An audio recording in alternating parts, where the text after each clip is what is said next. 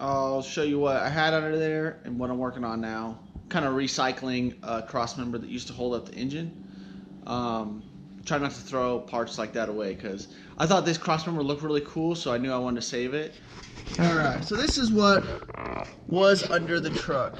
I had already notched it out quite a bit, as you can see, so that I could get it low enough.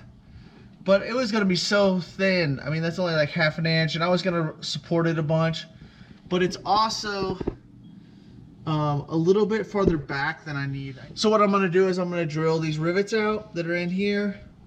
And those rivets actually hold the running board supports on. So I'll just run bolts into those holes. But this cross member supported the engine.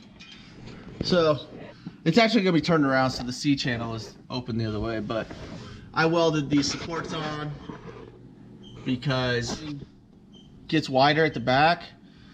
So I was about 1.25 inches short on each side. So I wanted to support all this so it's nice and strong for the transmission.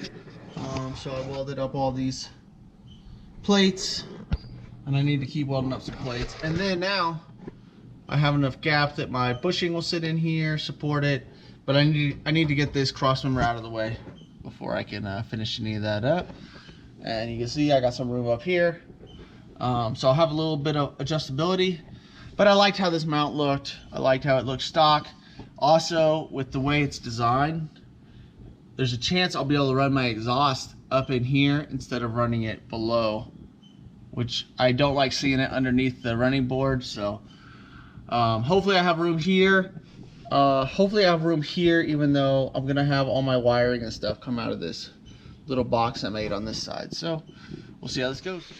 This is how all that turned out. I welded this plate on the outside. I grafted in these little pieces on the corners.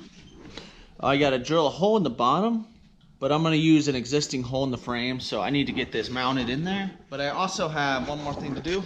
Is this is pretty thin right here.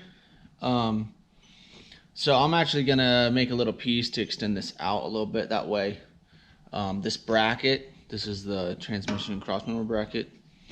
That way those bolts have a good spot to sit in. So I'll be doing that here in a little bit.